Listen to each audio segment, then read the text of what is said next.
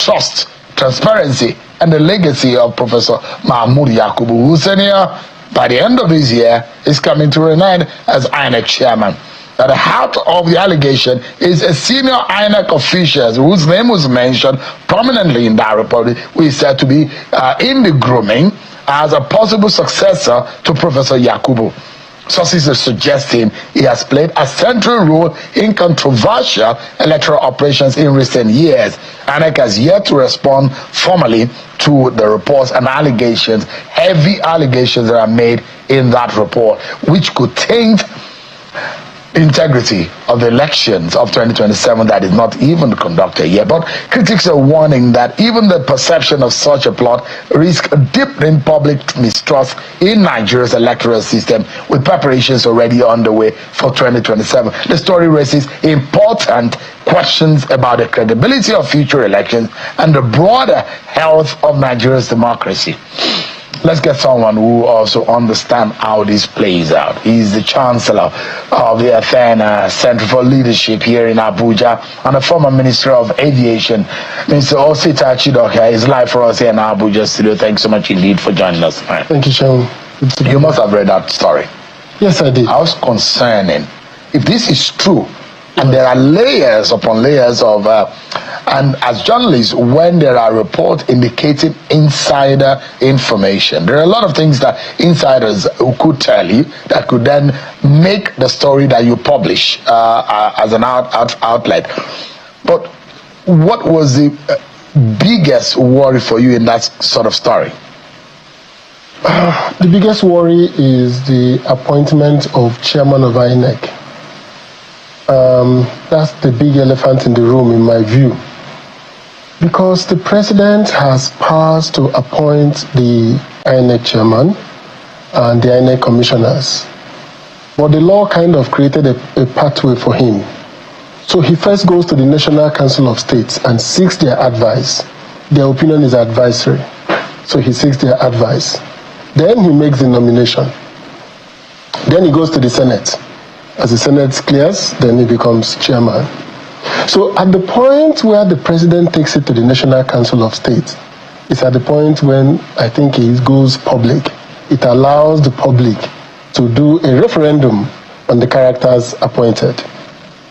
Now, if you look at the history of the National Assembly, the Senate, in approving appointments, I don't see any reason for them to reject anybody the president puts forward. I don't know if the president will go seek the advice of the National Council of State, but if he follows that process and Nigerians talk, then it takes us back to 2010, when President Jonathan nominated Professor Jega. He nominated a host of national commissioners. Amongst them were 4 people that the Action Congress then protested about. They protested about Ambassador Anka. They protested about Major General Bagudu Maman. They protested about Watarali from Enugu. Eventually, President Jonathan dropped Major General Bagudu Maman for being a PDP member, dropped Ambassador Anka, and then the rest went on to be cleared. So the idea that we have to bring somebody, when Jegawo's name was mentioned, there was no protest, because the people in the country felt that was a man that could conduct a credible election. So where I have issue is that all of the technologies, and INEC has made tremendous progress in their use of technology. So we at the Athena Center, we conduct audits of the election. And we come here, I sit with you here, and we show the mistakes, we show the challenges, the issues, the gaps in the election. But you know that what made it possible for us to talk about the gaps is the technology. If INEC was to give us the register of voters where they ticked the people that voted and gave it to us in 1,000 polling, 2,000 polling units, we'll be looking at it 1 month after the election. And if we go ahead to look for what we do with the beavers, they just download it, print a PDF copy, and we export it to an Excel file and we review it immediately. So we think that there has been tremendous progress in the technology in INEC. Now, can that technology be tampered with? That is the story that the Sahara Reporters is talking about, that there is a plan to tamper with the technology. My view are two-pronged. if the political parties agree, then it can be tampered with. The problem we have in Nigeria is one of the major challenges is the failure of the political parties to mobilize their resources at the polling unit level, to be able to wait there till INEC uploads its results and they too upload to their own server. The political parties just have to wake up, because we can't allow discretion only to people who conduct elections. So I am thinking that the issue of printing 2 result sheets and uploading one from IREF is a non-starter. So there are major issues, and I'll ask you a very direct question. You've been in politics long enough to know the nuances of an average Nigerian politician. Is it standard behavioral pattern of a Nigerian politician to start looking at institutional pitfalls and ways of manipulating an election 2 years before election? Does it look like the attitude of an average Nigerian politician? Yes, that was our attitude before 2011. So because the report is alleging, the report is alleging that there are efforts and grand plan to manipulate or groom someone who is already in the books of certain politicians to head INEC. Yes. That's on one hand. Yes. That is in institutional administration. Correct. For you to be able to have someone who has a taint already taking charge of INEC. On the other hand is institutional breach and manipulation. Yes. To look at the IREF and the technologies of how to infiltrate it. Yes. And these are very, very worrying. No, they didn't even think about how to infiltrate it. They made a simple solution, according to the report, that they will print 2 original from EC8As, give one to the APC, that's what the report says, and they will preload it, and that's the one they will upload to the IRF. And when you come to go to court, the one INEC will certify is the one that was preloaded, because they are the makers of the document.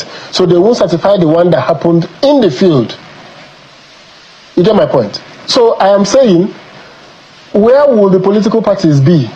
Where will Nigerians be when the result from my polling unit is uploaded, and then I go up to the IRF and there's another result that is there at that moment? Why are you going to collation? Why are the political parties going forward to the collation? Why would they not mobilize their party to be at the collation point to say, this is the result, the physical result that came. This is the IRF that came. That is why I am interested in the amendment of the law.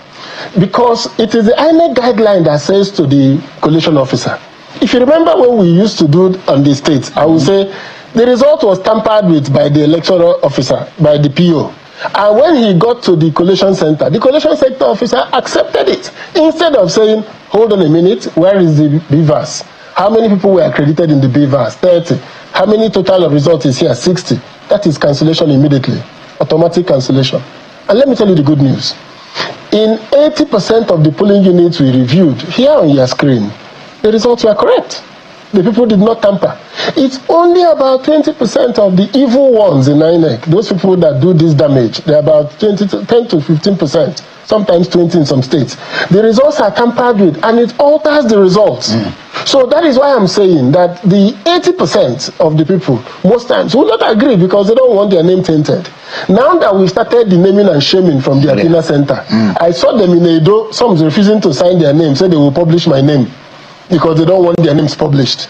So now that we are getting to that point, I'm saying that the political parties need to invest in the infrastructure that will be vigilant on the election day. Because printing those 2 results is going back to 2003. So that's quick one. Yes. If someone comes and says, Chidoka stole, Osita stole my phone. Yes. It might be true, it might be false. Yes.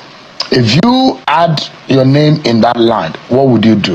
You want to prove and clear your name, isn't it? Definitely. So if these allegations are true or false, the APC has been mentioned in that story. Yes.